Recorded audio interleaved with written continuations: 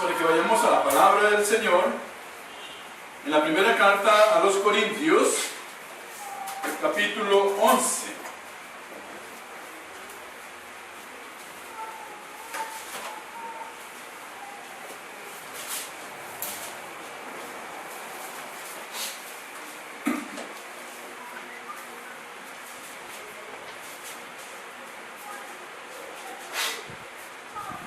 El verdadero propósito de la cena del Señor se llama esta enseñanza de esta mañana. Primera de Corintios, capítulo 11, a partir del verso 17. A propósito que vamos a tener la cena, ¿verdad?, ahora en abril, entonces vamos a ver qué nos dice el Señor. Dice la palabra ahí: pero al anunciaros lo que sigue, no os alabo, porque no os congregáis para lo mejor, sino para lo peor. Pues en primer lugar, cuando reunís como iglesia, oigo que hay entre vosotros divisiones, y en parte lo creo. Porque es preciso que entre vosotros haya disensiones, para que se hagan manifiestos entre vosotros los que son aprobados. ¿Cuándo pues os reunís vosotros? Esto no es para comer la cena del Señor, porque al comer cada uno se adelanta a tomar su propia cena, y cada uno tiene hambre y otro se embriaga. Pues ¿qué? ¿No tenéis casa en los que comáis y bebáis? ¿O menospreciáis la iglesia de Dios y avergonzáis a los que no tienen nada? ¿Qué os diré? ¿Os alabaré? En esto no os alabo. Padre de la gloria, te damos gracias en el nombre de Jesús por este momento, Señor, en que estamos delante de tu presencia. Gracias, mi Dios. Ayúdanos, Señor, para que tu Espíritu Santo nos enseñe y podamos aprender de ti, Señor, y que podamos salir esta mañana con un pensamiento renovado en tu palabra preciosa. Gracias por todo, mi Dios, te damos en el nombre de Jesús. Amén y amén. La iglesia de Corinto, la iglesia que estaba en Corinto, era la iglesia más carnal de todo el Nuevo Testamento. Ahí en esa iglesia todos hacían lo que quisieran ahí. Unos se apartaban en unos grupos, otros andaban en pecados sexuales, otros andaban en divisiones, otros andaban en chismes. O sea, era una iglesia que estaba llena de un montón de cosas que la estaban afectando, y encontramos que por ahí brillaba la autoridad pastoral, ¿verdad? Yo no sé quién era el pastor en ese momento, pero había un serio problema, hermanos, en la iglesia, porque todo el mundo hacía lo que quería, ¿verdad? La palabra del Señor nos enseña a nosotros que Dios llama a sus siervos, llama a los pastores, y un llamamiento especial.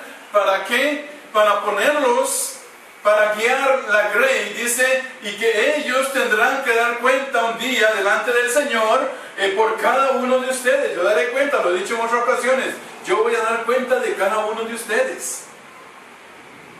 Ahí pues la idea es, mis hermanos, que el pastor pueda guiar la iglesia, pueda enrumbarla, ¿verdad? No siendo un autoritario, no siendo un dictador, pero sí alguien que tiene autoridad para poder decidir y para poder llevar a la iglesia de acuerdo a lo que la palabra del Señor nos enseña. Aparentemente acá en la iglesia de Corinto pues brillaba, ¿verdad? Ahí no había autoridad pastoral porque todo el mundo hacía lo que quería, ¿verdad? Y luego vemos que las mujeres hablaban en lenguas y había un montón de cosas, ¿verdad? Y ya Pablo tiene que escribir. Si había algo, mis hermanos, y a través de las cartas paulinas, Pablo tenía un amor muy grande por las iglesias que él había fundado. Inclusive amaba iglesias a las cuales él no había ido a visitarlas todavía, sino que había dejado pastores, y esa iglesia creció e hizo otra iglesia, y él no la conocía, nada más de oídas, escuchaba, y siempre encontramos que cuando Pablo inicia sus cartas hay una expresión de saludo, de decirles: yo estoy orando por ustedes, en mis oraciones me acuerdo de ustedes, yo amo, les amo, no les he visto, a los que sí les sigo amando. Pablo amaba mucho las iglesias. Era como un amor desmedido el que tenía. Se salía, él amaba, él daba su vida por las iglesias. Y la iglesia en Corinto, que había sido establecida, estando Priscila, Aquila, Apolo y Pablo, eran uno de los fundadores de la iglesia en Corinto, no era la excepción. Pablo amaba esta iglesia y escuchó de las cosas que se estaban dando dentro de esa iglesia. Y lo que vamos a ver esta mañana es uno de los casos específicos, ¿verdad? El abuso que se estaba dando en la cena del Señor.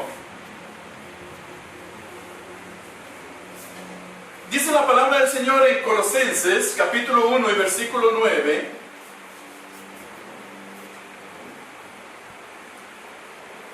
En la versión internacional dice así, Colosenses 1, 9 y 10.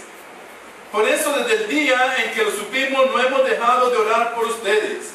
Pedimos que Dios les haga conocer plenamente su voluntad con toda sabiduría y comprensión espiritual, para que vivan de manera digna del Señor, agradándole en todo. Esto implica dar fruto en toda buena obra, crecer en el conocimiento de Dios. Todas estas cosas que se estaban dando motivaron a Pablo a escribir la primera y la segunda carta a los Corintios. Recordemos, hermanos, que el Señor Jesucristo estableció la celebración de la Cena del Señor durante la fiesta de la Pascua. Es una de las que vamos a ver uno de estos jueves. En el año 33 de nuestra era, la Pascua era una fiesta que se celebraba una vez al año y se celebraba en el mes de Nisan, en el mes judío de Nisan. Teníamos de característica, era una fiesta donde había comida, ¿verdad? Se celebraba con mucha comida, y el Señor en una de esas reúne a sus discípulos en el aposento y dice la palabra del Señor que mientras comía, la cena del Señor que celebramos hoy, participamos del pan, ¿verdad? Y del vino sin fermento y del pan sin levadura. Son características, ¿verdad? Nos gusta pegarnos. Hacemos una torta de harina sin levadura y jugo sin fermento. Pero en la cena que se celebraba en el pueblo judío no era tan así. No era solo eso, sino que dice la palabra del Señor que era una fiesta total. Era una fiesta. Los cristianos se reunían y todos llevaban cada uno comida y había mucha comida. Y durante una de estas celebraciones, porque la palabra dice que mientras comían, tomó Jesús el pan, ¿verdad? Significa que ellos estaban comiendo, estaban compartiendo ahí, y tomó Jesús el pan y lo partió. Acá encontramos, hermanos, algo importante. Cuando inicia en este capítulo, en el 11, Pablo alaba a los corintios. Dice en el 2, verso 2: os alabo, hermanos, porque en todo os acordáis de mí y retenéis las instrucciones tal como las entregué. Pablo les alaba, pero ya cuando llegamos al verso 17, dice: en esto no, dice, pero al anunciaros esto que sigue, no os alabo. O sea, Pablo estaba reconociendo que la iglesia de Corinto se acordaba de él y todo lo demás, pero a la vez también les estaba ya empezando a dar la reprensión. Una de las cosas que Pablo tenía, mis hermanos, es que no andaba con rodeos. Cuando tenía que tocar un punto específico, lo tocaba así como era y lo tocaba con la dureza que tenía que tocarlo. Pablo no andaba con suavidad y que no se me enojan y que no. Él hablaba y él explicaba y enfrentaba las cosas con la palabra del Señor y decía a quien tenía que decirle lo que fuera sin ningún reparo, ¿no? Y cuando acá en el verso 17 Pablo inicia ya la reprensión que trae para la iglesia con respecto al abuso que estaban haciendo durante la celebración de la Cena del Señor.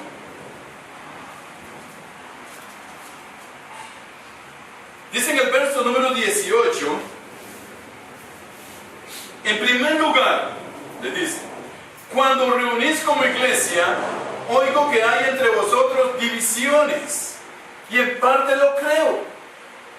¿Verdad? Pablo no estaba creyendo todo lo que le estaban diciendo, pero dice en parte yo lo creo. No totalmente, pero sí. Dice que cuando se reunían en la iglesia habían divisiones, habían grupos. Para el ser humano, hermanos, es muy normal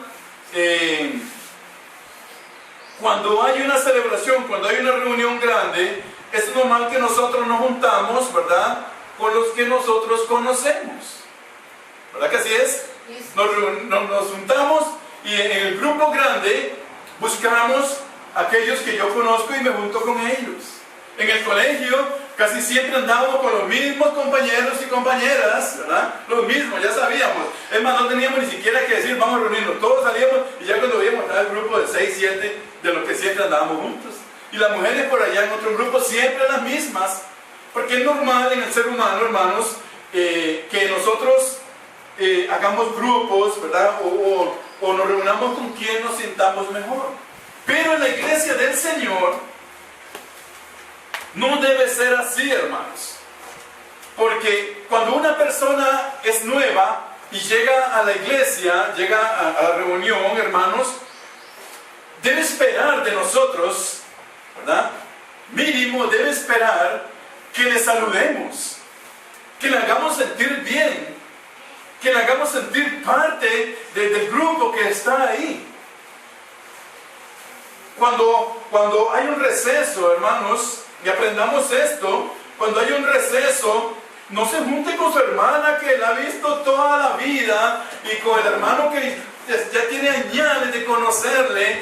Busque a las personas nuevas, hable con las personas nuevas, comparta con las personas nuevas, para que la persona pueda sentirse parte de la iglesia del Señor. Y dice acá, hermanos, ¿por qué? Uno de los primeros síntomas o medios que el enemigo utiliza para causar división dentro de la iglesia es la formación de grupos pequeños entre nosotros, ¿verdad? Entonces, ya no compartimos con nadie, solo con esto converso. Aquellos no los conozco, no sé quiénes son. A ellos debemos ir según la palabra del Señor. Y Pablo les dice acá, escucho que hay entre vosotros divisiones.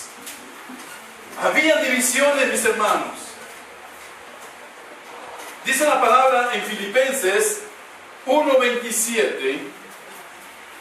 Pablo les había dicho, solamente que os comportéis como es digno del Evangelio, para que sea que vaya a veros, ¿verdad? Estaba escribiéndoles ahí a los Corintios, o que esté ausente, oiga de vosotros que estáis firmes en un mismo espíritu, combatiendo unánimes por la fe del Evangelio. Oigan esto, hermanos, combatiendo unánimes. Cuando se hace un grupo en la iglesia y otro grupito por acá y otro por allá, no podemos trabajar unánimes. La palabra del Señor nos manda a nosotros aquí, según la palabra que Pablo le habla a la iglesia en Corinto, dice combatiendo unánimes. ¿Cómo se combaten unánimes? Cuando todos luchamos por el mismo objetivo, ¿verdad? Cuando todos luchamos por el mismo objetivo. ¿Alguna vez jugamos el juego de jalar el mecate, ¿verdad? Un grupo de aquí para allá y otro grupo de aquí para acá y jalamos, a ver quién jalaba más? y todos los de este lado poníamos toda la fuerza, ¿verdad? Para que el grupo de nosotros ganara. Pero ¿qué pasa si la mitad de este grupo se deja de jalar y se pone a hacer porras por ahí o se ponen a conversar entre ellos? De hecho, que el otro grupo nos va a jalar, ¿verdad? Y nos va a llevar y nos va a ganar en el juego. ¿Por qué, hermanos? Porque la palabra dice que nosotros debemos de combatir de una manera unánime. De una manera unánime, todos juntos, todo en lo mismo, todo en el mismo sentir, porque eso es lo que manda la palabra del Señor, que seamos unánimes. Dice, hay divisiones entre vosotros y en parte yo lo creo. 20. Cuando os reunís, ¿cuándo pues os reunís vosotros? Esto no es comer la cena del Señor. Porque al comer cada uno se adelanta a tomar su propia cena y cada uno tiene hambre y otro se embriaga. Sí, hermanos, en la iglesia de Corinto, cada quien dice cogía sin esperar a los demás, ¿verdad? Como por ejemplo, vamos a traer esta mañana un queque para todos, ¿verdad? Yo sé que alguna vez nos ha pasado que nos hemos quedado sin nada, ¿eh? Un queque para todos. Y resulta que el ser humano es así, hermanos, ¿verdad? El ser humano es así. Ya muchos empiezan a hacerle números al queque y dicen, no es tan grande, ¿verdad? Yo creo que mejor yo voy a coger mi pedazo porque si no me voy a quedar sin queque. Y parte y el otro agarra y resulta que cogieron una porción grande y no quedó para los que faltaban.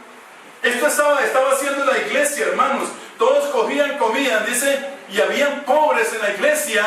Y recordemos que la enseñanza era que todos llevaban y se compartía entre todos lo que todos llevaban. Aquí no, dice, cada quien se comía su propia porción, ¿verdad? Y se olvidaban de los pobres, se olvidaban de los que no podían llevar nada, y ellos se quedaban sin comer. Se quedaban sin comer. Y Pablo les dice a ellos, y llegaba al punto, mis hermanos, que dice que otros se embriagan. Ya no era una cena, ya no era una celebración, ya había un exceso, ¿verdad? En la celebración, y ya dice que habían embriagado, ya habían borrachos ahí, que habían tomado tanto, ¿verdad? Que se habían aprovechado de la ocasión, y entonces ya aquello era un desorden total, donde nadie se miraba por lo del otro, sino que cada quien veía por lo propio suyo. Ahora le está llamando la atención acá. Se estaban autoengañando, el segundo abuso, porque no era cierto que estaban celebrando la cena del Señor. Ellos se estaban engañando a ellos mismos, hermanos, ¿verdad? Se estaban engañando a ellos mismos. No era tal cena, era un abuso, era una celebración, era una pachanga, era una fiesta total lo que había allí. Y se olvidó el propósito por el cual, mis hermanos, se habían reunido. Como pasa hoy en día con muchas iglesias, donde la música es lo más importante y donde el Señor queda relegado a un segundo lugar y la predicación del Señor es cualquier tiempito pequeñito y todo es cante y brinque y haga todo lo que quiera y el Señor no tiene el primer lugar. Aquí estaba pasando con la cena, era una fiesta y lo que de verdad se iba a celebrar ya no se estaba celebrando, ¿verdad? ¿Qué pasaba? Ya nadie se acordaba del Señor. Ahí había un borracho y de todo y otros llenísimos y otros con hambre que no habían podido comer nada. Reinaba el egoísmo. Número 3. Muchos traían mucha comida. Quizás los pudientes traían comida rica y fina, pero en la iglesia había pobres y no compartían con ellos, hermanos. Simplemente no compartían con ellos. Dios libre a esta iglesia de practicar una cosa así. Si usted trae algo, compártalo con todos por igual. No porque mi hermana le vaya a dar más, o porque el pastor le vaya a dar más, porque el otro no, hermanos. Si trae algo, compártalo con todos por igual, ¿verdad? Amén, hermanos. Amén. Y después le hace otro al pastor, ¿verdad? Amén. No digan amén. En el verso 23 Pablo dice, el número 4, había una falta de respeto por la casa de Dios, ¿verdad? O sea, aquellos hermanos ya se salía de los límites normales y todo eso se celebraba dentro de la iglesia, en la casa del Señor, hermanos. Debemos y sabemos que Dios reina en este lugar, que Dios está con nosotros, hermanos, y que Dios merece el orden, Dios merece el respeto, Dios merece lo mejor de nosotros. Merece nuestra adoración, nuestra alabanza, que le adoremos con la libertad de espíritu que Él quiere que le adoremos. Pero cuando se sale a un desorden, ya a Dios no le gusta eso. Aquí había un desorden total en la casa del Señor. Una falta de respeto total por la casa del Señor. No sea así. En el verso número 23, voy a leer el 22 antes. ¿No tenéis casa donde comáis y bebáis, o menospreciáis la iglesia de Dios, y avergonzáis a los que no tienen nada? Oigan, los pobres que no pueden llevar nada se llenarán de vergüenza. ¿Qué os diré? Os alabaré, en esto no os alabo. ¿Ah? Ya Pablo estaba entrando en una instrucción, en una reprensión seria sobre el asunto que se estaba tocando. Y en el verso 23 nos dice, porque lo que yo recibí del Señor, también os he enseñado, que el Señor Jesús, la noche que fue entregado, tomó pan, y habiendo dado gracia, lo partió y dijo, tomad, comed, esto es mi cuerpo, que por vosotros es partido. Haced esto en memoria de mí. Vamos a sacar dos cosas importantes de este verso. Habiendo dado gracias, lo partió. Y le dice, tomad, comed, este es mi cuerpo que por vosotros es partido. ¿Cómo que por vosotros es partido? Si ellos no estaban partiendo nada. ¿De qué estaba hablando el Señor aquí? ¿A qué se estaba refiriendo? ¿Qué era lo que estaba en la mente del Señor cuando estaba partiendo ese pan? Que por vosotros es partido. Que por vosotros es partido. Que por vosotros es partido. Isaías 53.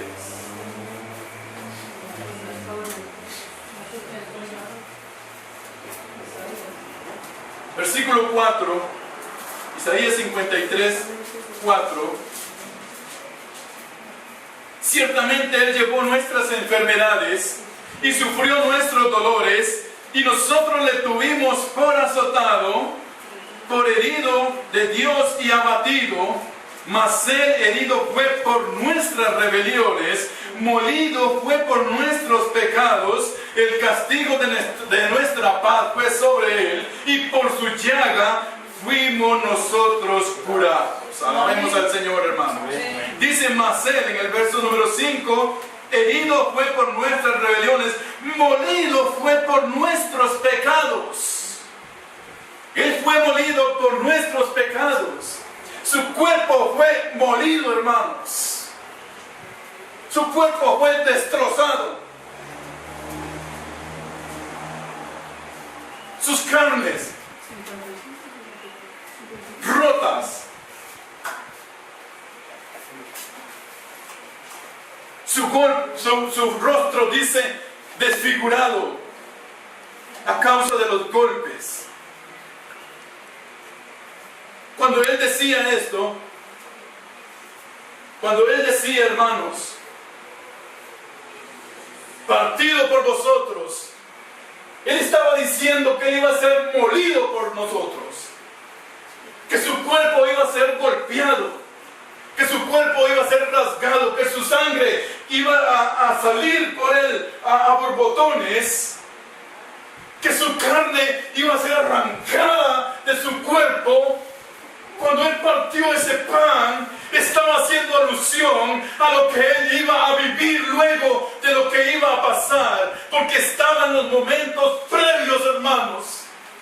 Estaban los momentos previos, estaban momentos antes de cumplir con lo que había venido a hacer a este mundo, a venir a dar un mensaje de salvación al mundo, pero también a dar su vida por el mundo, a dar su vida por usted y por mí, a entregar, mis hermanos, ahí siendo, dice la palabra en Isaías, siendo molido, siendo desfigurado, siendo golpeado, hermanos. Estos garfios que este hombre utilizaba entraban en la carne y cuando salían arrancaban literalmente la carne, arrancaban todo lo que había en el cuerpo de Cristo Jesús.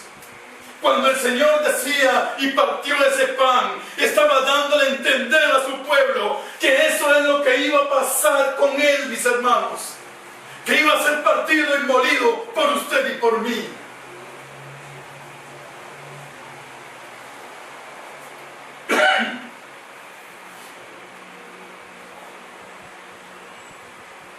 Ese significado de partir el pan, ese significado que el Señor tenía cuando partió ese pan, siendo su cuerpo iba a ser también partido, sus carnes rasgadas.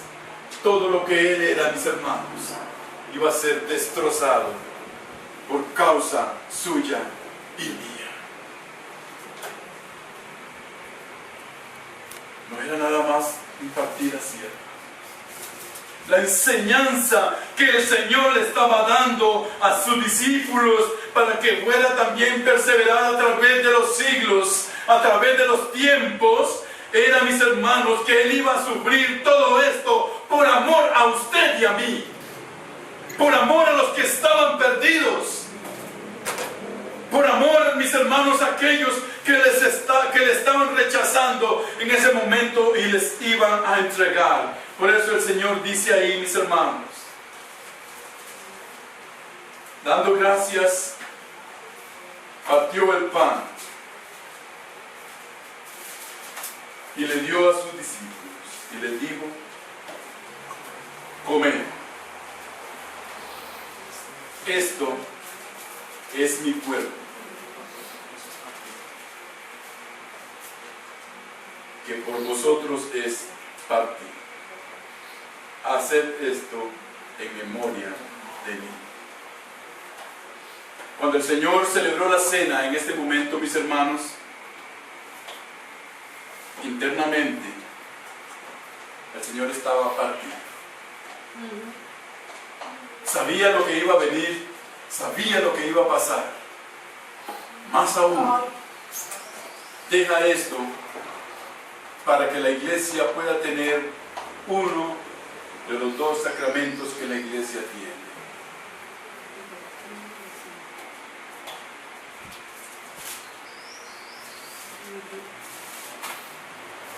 Y tomó asimismo la copa,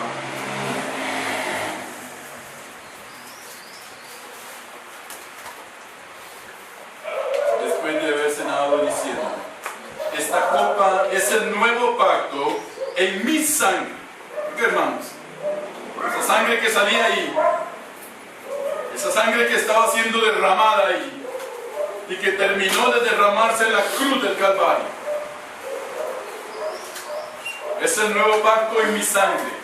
Haced esto todas las veces que la bebiereis en memoria de mí.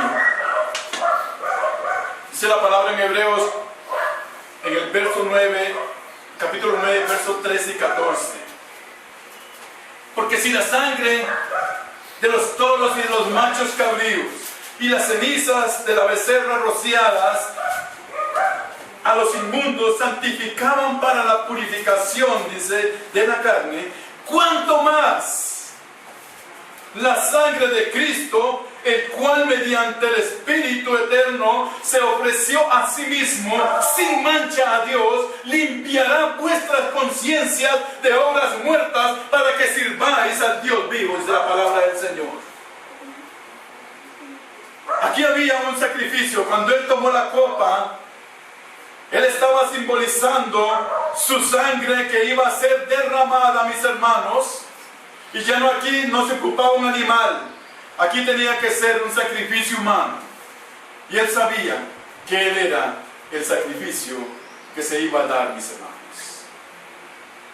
El mundo de hoy, la humanidad sufre por sus conciencias acusadoras. Y busca un escape en la religión, busca un escape en los deportes, en la filosofía, en el ateísmo, en muchas cosas, mis hermanos. Pero nunca van a salir de ello, porque según la palabra del Señor, lo único que puede limpiar nuestras conciencias de toda maldad, de obras muertas, es la sangre de Cristo Jesús. Alabe al Señor esta mañana. Amén. Lo único que puede limpiar nuestras conciencias es la sangre de Cristo Jesús. No hay nada más. No hay santificación, no hay obras buenas, no hay hombre bueno, no hay nada bueno en nosotros que pueda limpiarnos más que la sangre de Cristo Jesús, según dice la palabra en Hebreos 9, 13 y 14. Apúntese eso por ahí, mis hermanos. Y dice: haced esto todas las veces que la bebiereis en memoria de mí.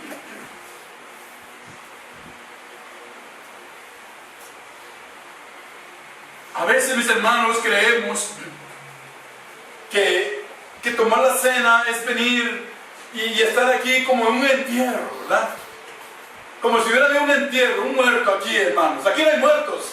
Amén. Amén. Aquí no hay muertos. El Dios que está aquí es un Dios vivo. Amén. El Dios que está aquí, mis hermanos, es un Dios que no necesita ser cargado ni llevado. Es un Dios que vive en usted, vive en mí. Es un Dios de poder, es un Dios de milagros, es un Dios que se mueve en usted y en mí. Amén. Y se va a mover de acuerdo a nosotros le demos libertad al Espíritu Santo que Él nos dejó, para que el Espíritu nos lleve, nos mueva, nos vivifique, nos levante, nos haga personas, mis hermanos, que vivamos la fe de Cristo Jesús. Ese es el Dios en el cual nosotros creemos acá. Y ese es el Dios en el cual nosotros hacemos memoria cuando tomamos la cena del Señor. Un Dios que está vivo. Alegrémonos cuando estemos tomando la cena, mis hermanos, en abril. Alegrémonos. Alegrémonos delante del Señor. Tengamos un servicio especial ese día de alabanzas, de adoración, un servicio especial para el Señor, de acción de gracia, de testimonio, de todo lo que usted pueda traer, mis hermanos, para alabar al Señor. Tráigalo ese día. Y hagamos una fiesta. Hagamos una fiesta. Porque vamos a hacer memoria del regalo más grande que ningún hombre puede haber recibido, y es el cual que Cristo vino y vivió y murió y resucitó para que usted y yo tengamos vida eterna en Él, mis hermanos. No hay mejor regalo. No hay nada más grande que usted haya podido, ni hijos, ni esposo, ni esposa, ni casa, ni carro, ni nada se compara con el regalo que Cristo se ofreció a sí mismo, mis hermanos, para que nosotros hoy podamos tener vida eterna en Él. Amén. Nada se compara. Nada. ¿Qué gana el hombre? ¿Qué gana el hombre? ¿Qué ganancia tiene? ¿Qué gana? Si gana todo el mundo y pierde lo principal que es su alma, pierde su salvación. ¿Ven cuán privilegiados somos nosotros, hermanos, esta mañana?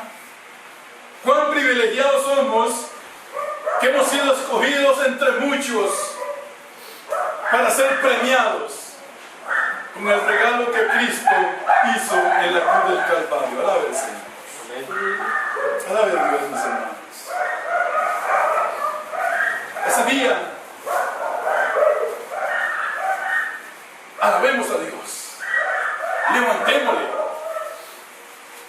pidamos al Espíritu Santo que nos guíe, que nos ministre, que nos levante, que nos quebrante, pero no de tristeza, porque no es una tristeza, es un gozo poder hacer esto, dice la palabra, en memoria de Él. Es un gozo, mis hermanos, para la iglesia del Señor poder hacer esto en memoria de Él, recordándonos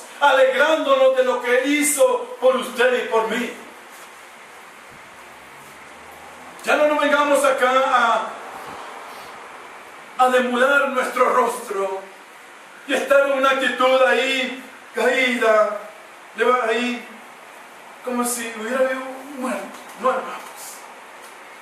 Según la palabra del Señor, la cena del Señor es una fiesta, es una celebración, es algo grande, mis hermanos. Y si ese día podemos traer algo para compartir entre nosotros, bienvenido sea. Si lo hacemos como Dios manda. Lo que pasa acá, mis hermanos, es que la iglesia en Corinto había perdido el rumbo. Había perdido el rumbo. Y ya eso se salió de control. Pero la cena del Señor que manda la palabra es una fiesta. Usted y yo tenemos que alegrarnos porque es una fiesta. Es una alegría. Es una alegría, mis hermanos. Hay personas que cada domingo están recibiendo el cuerpo de Cristo. Y eso es falso. Eso es una falsa enseñanza. Cristo murió una sola vez por usted y por mí. No muchas veces. Y Él entró a nuestra vida una vez y para siempre. Amén. Por eso Él quiere que celebremos esto dentro del orden de Dios, pero que la iglesia se alegre en Él. Que la iglesia esté contenta. Que la iglesia esté feliz. Que sea un día, mis hermanos, de alabanza para el Señor. Usted canta, traiga un canto. ¿Tiene por qué alegrarse al Señor? Tráigalo delante de Dios. ¿Quiere leer una parte de la Biblia y explicarla? Tráigala. Hagamos algo grandioso. Y tenemos ese día el privilegio de hacer memoria de Él. Amén. Pero antes vamos a levantarlo en nuestros corazones. Vamos a levantarlo en nuestras vidas. Vamos a alegrarnos en Él. Vamos a entrar por sus puertas con una acción de gracias. Vamos a entrar por sus puertas con una alabanza. Dios quiere eso de su pueblo. Yo termino.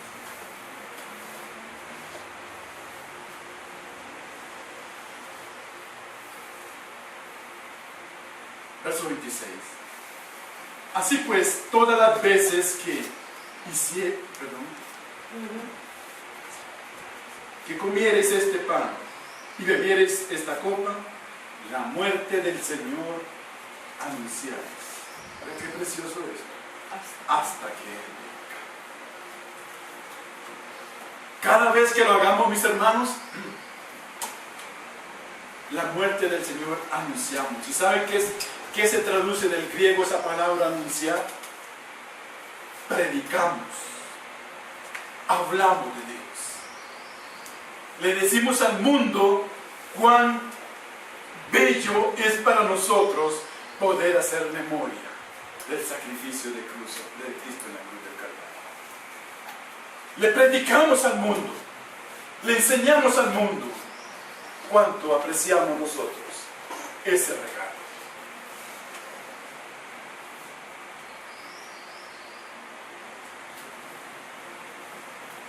Tal vez podremos decir esta mañana,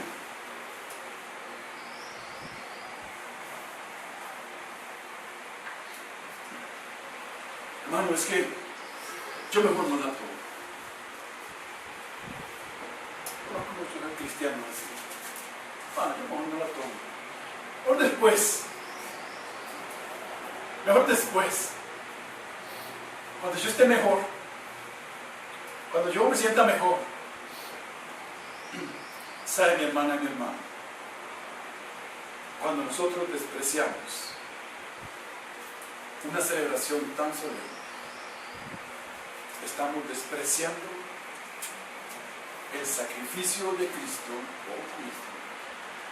estamos despreciando el sacrificio que Cristo hizo por ustedes. Y no hay una excusa válida,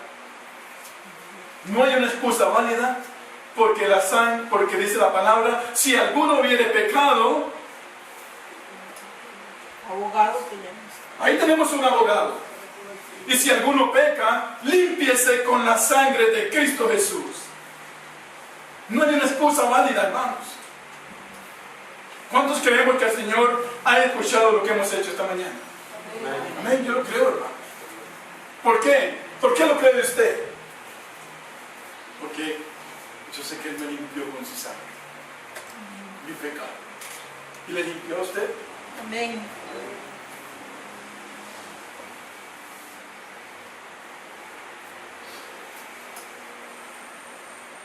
Preparémonos para que sea un día glorioso. Hemos visto la enseñanza, la segunda parte de esta enseñanza, no tomar la cena del Señor indignamente. Si hay un pecado en nosotros, confesémoslo delante de Dios, y Él es justo para perdonarnos y limpiar de todo pecado. Amén, hermanos. Amén. Ay, qué lindo es. Si hay algo en nuestro corazón que nos está estorbando, confesémoselo a Él. Y Él es justo y perdonador, y nos va a limpiar de todo pecado. Alabemos al Señor esta mañana. Vamos a orar.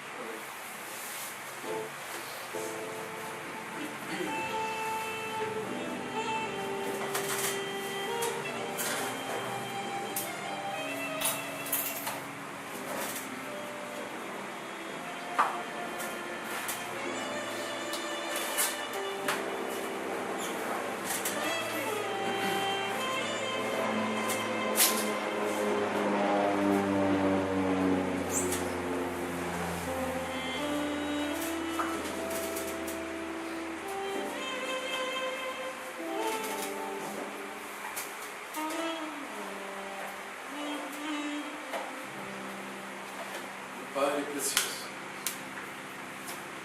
gracias te damos esta mañana.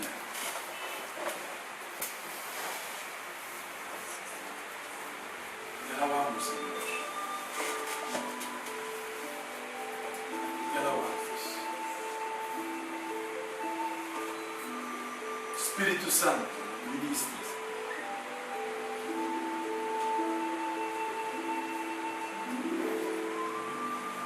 La honra y la gloria sean para ti, Señor.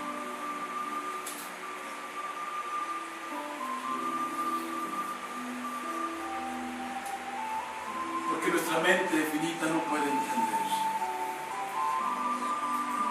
cuánto amor hay en ti, mi Señor, para pasar todas las cosas que pasaste, para sufrir, Señor, todas las peores cosas que puede pasar un ser humano, todas las humillaciones, vergüenzas, golpes, descargos de carne, pérdida de sangre, por amor de nosotros.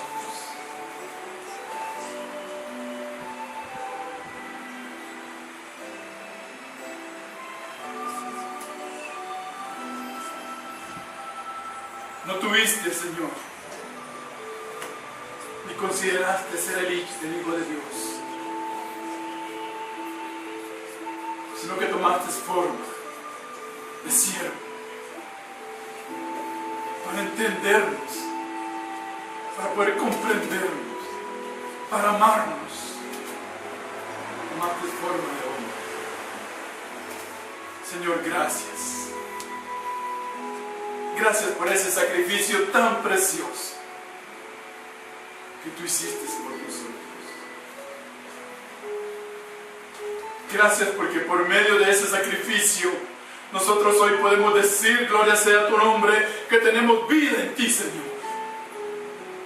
Nosotros podemos decir esta mañana que estamos seguros en ti. Podemos decir esta mañana, Señor, que tú eres un Dios que estás vivo, que eres un Dios de poder, Y aún, Señor, cuando ya estabas partiendo, nos amaste y no nos dejaste solos, sino que enviaste tu Espíritu para que more en cada uno de nosotros, para que ese Espíritu nos lleve a toda verdad, para que haya llenura en cada uno de nosotros, libertad, libertad para adorarte, libertad para servirte, Señor, libertad para reconocer esta mañana de que nada ni nadie nos puede separar de tu amor. Alabado sea tu nombre.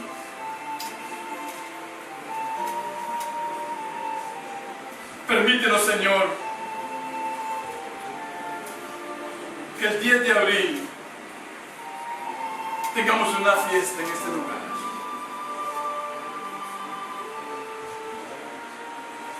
Y que ese día, Señor, nuestra mente esté centrada en ti, en la adoración, en la alabanza, en todo lo que podamos traer para honra y gloria de tu nombre. Oh Padre precioso, gracias porque al partir el pan, tu cuerpo partido, y al beber el vino, símbolo del derramamiento de tu sangre, de ese nuevo pacto, hacemos memoria, con alegría, de lo que tú hiciste por nosotros. Gracias, Señor. Gracias por el rato que hemos estado acá. Llévanos con bien a nuestros hogares. Bendícenos, Señor, en esta semana que se llama Santa. Para ti todos los días son santos. Amén. Permítenos, Señor, que mientras muchos se desvían en pos de diversiones, paseos, tantas cosas, comederas, tomaderas, permítenos, Señor, que el jueves nosotros podamos estar aquí en tu casa. Amén. Te lo pedimos, Señor. Si no hay nada humano que nos detenga, si no hay nada humano, Señor, o de salud que nos pueda pasar, que tu iglesia pueda venir a tu casa. Amén. A recibir ese día consejo de ti, Señor.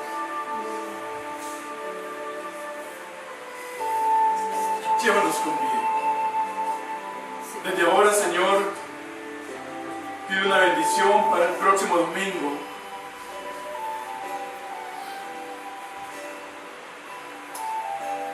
Para las cosas que vamos a hacer. Espíritu Santo, guíe a mi hermano Fran en su predicación. Por la clase.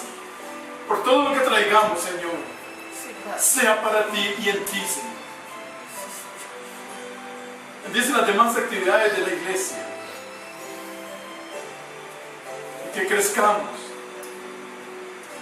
Y que nos preparemos para que tú añadas las personas que van a venir aquí.